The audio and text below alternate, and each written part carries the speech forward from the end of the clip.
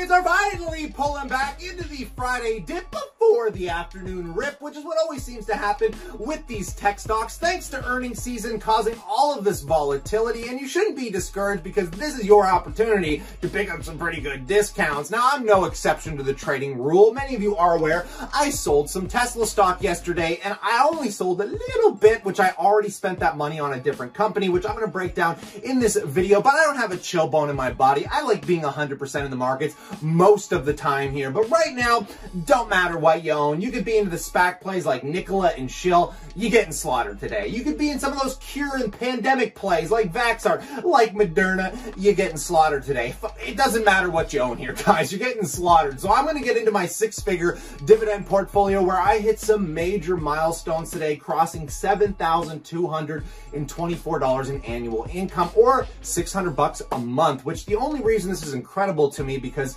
since this pandemic's taken place, I've lost a lot of my work. Being in the entertainment industry, I used to perform at a restaurant every single Friday, and they used to pay me $150 for a couple hours of work. So every month it was about $600. And when I look at that, it blows my mind because this completely replaces that job. But in the clarity of my transparency, we're going to dive down into this, break all of it down, and I'd appreciate if you just slap that bloody like button, or again, hit the dislike button. Helps me either way. But nonetheless, let's jump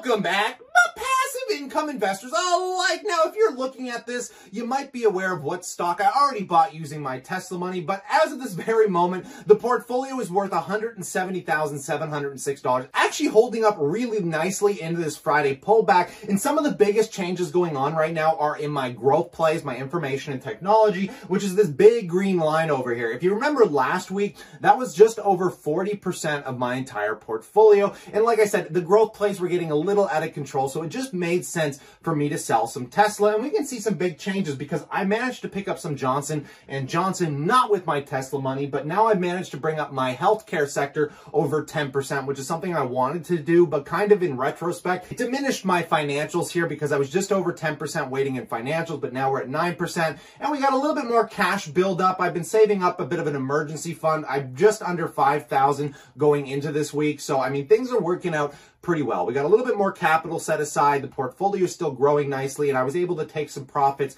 stabilizing the portfolio here. But what stocks did I buy? Well, you can see this little 4% new weighting, which is my consumer staples sector, which is Pepsi. Yes, folks, I literally sold about $6,000 worth of Tesla and immediately threw it into Pepsi stock, which we're going to take a look at when we dive down into the individual accounts. So you guys can examine this, and it's a really good time to remind you, if you would like to track your portfolio the same way I do here every Friday, is brought to you by thechartmaster.com. It'll automatically track your entire portfolio for you, including your dividend income for a one-time fee. These are not monthly subscriptions like most of the trackers that exist. But in light of all of this, guys, let's get into the individual accounts and see what is happening this week with all this volatility, starting off with the tax-free savings account. And oh my goodness, guys, nothing ever changes here because I can't add more capital to it. I'm not selling any of these positions. I'm waiting on dividend income, which for the month I've received $438. I'm expecting to receive like another, I think, $400, which we'll take a look at in a second. Some of the biggest movers, what I call the best monthly paying dividend stock ever, is Northland Power, and is still on a tear, up 53%, making up all of my Canadian gains. On the US side of the portfolio, tech still leads the way with Apple and Microsoft.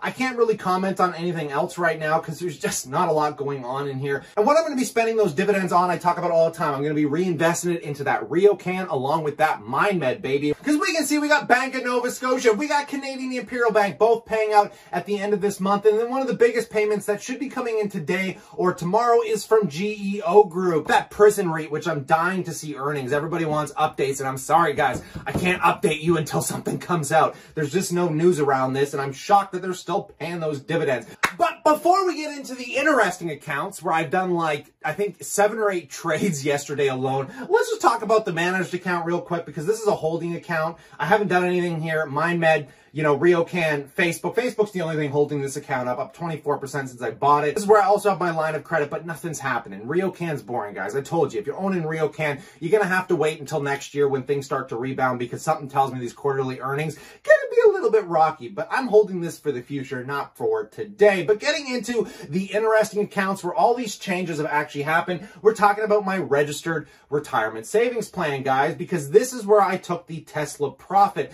And what I immediately did, well, I actually did a few things. So let me step back, slow down just a little bit here. We're talking about Facebook and Tesla is something that I wanted to scale back on and just pretty much get out of this account. I do not like having growth plays in my RSP because if I buy dividend stocks, I get to collect the dividend income tax-free, no withholding tax, none of that stuff. And it just makes more sense to have dividend plays here and keep my growth plays outside in regular accounts because as I've told you guys, when it comes to growth plays, you don't pay tax on them until you basically sell them. And if you're holding on to them for longer than a year, in Canada especially, you only pay long-term capital gains tax, which means you're only paying tax on 50% of the profits, which is pretty wonderful. So it makes more sense for me to move these around, and I've been dying to do it, and it finally happened. So I sold Facebook out, and I put all my Facebook money immediately into Johnson & Johnson. And then when I sold Tesla yesterday, I took all of those profits and I immediately put them into Pepsi.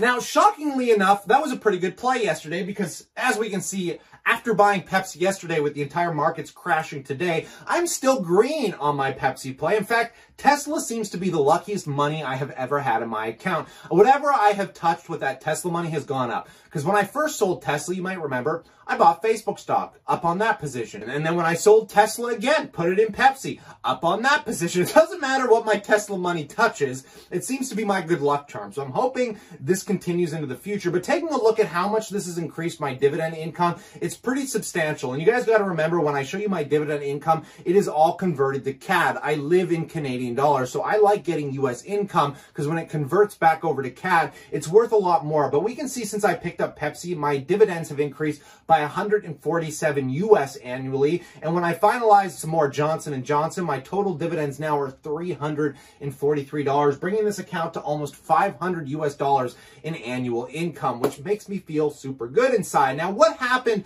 with the rest of the position? Well, I told you guys I didn't want to get rid of my Facebook position. I wanted to keep it. I like my Facebook shares here. So what I went ahead and did is I had to wait till I saved up some money so I could purchase Facebook outside of my RRSP, replacing it while also having that extra capital in the RRSP to buy Johnson & Johnson. And things timed out absolutely beautifully here because I managed to build up a decent chunk of capital, actually still keeping my emergency fund up for the week. But I managed to take about 1,800 US, including selling all of the stocks pretty much in my RBC account because I told you guys I wanted to get rid of Wells Fargo and Pepsi. I did not want to hold them in here. I get taxed out the ass. I mean, it's just crazy here, guys, how much I get taxed in these regular accounts because I told you that let's presume Pepsi pays a 3% yield. After all the dividend income tax, I'm only making like 2%. So it doesn't make sense to hold it in here. So I went ahead and you guys can see that these positions are still filing to close, but Pepsi's gone. I took a massive loss on Wells Fargo, which I actually appreciate because it's going to lower my income for the year, giving me some better tax benefits. But nonetheless, it was just something that had to be done. And I told you guys it was going to happen. So Wells Fargo took about,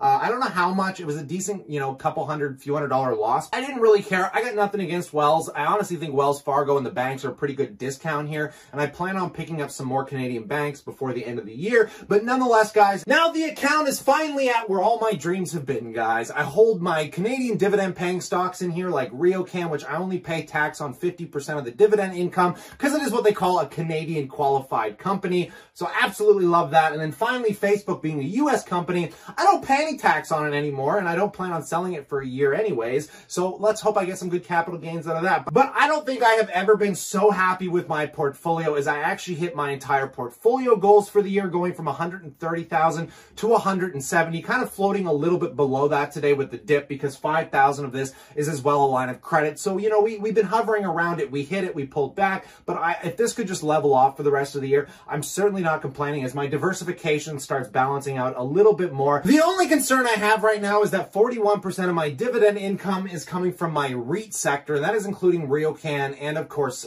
GEO Group. I mean, it is expected considering REITs pay way more than any other of my stocks. And we can see that the REIT sector on the portfolio weighting only makes up 15% of the total portfolio. So from a weighting aspect, it's not that big of a concern, but nonetheless, I still want to start diversifying my dividend income. So I've shared with you guys what I've done with my Tesla position and my Facebook position, shuffling everything around, building my dividends up, getting ever so closer to my financial independence, retire early goals. And now I'm going to ask you a favor, because this is a community. I want to know what you guys are doing in the market. Are you buying? Are you selling? Are you holding things like Nikola or Moderna? Are you down on them? I need to know what you think, because if you share this information like I do in the clarity of my transparency, it really helps everybody out. And I always share with you guys what I'm down on, what I'm up on. And if you would like to continue this conversation, we do a live stream every single Friday on the YouTube channel Passive Income Educator. You can also find the stream on passiveincomeeducator.com. Guys, we go live at 10 p.m. every Friday. So if you'd like to join the live conversation over there, I would love to have you. But other than that, stay cool, stay awesome, and I look forward to chatting to you, well, either tonight or probably tomorrow.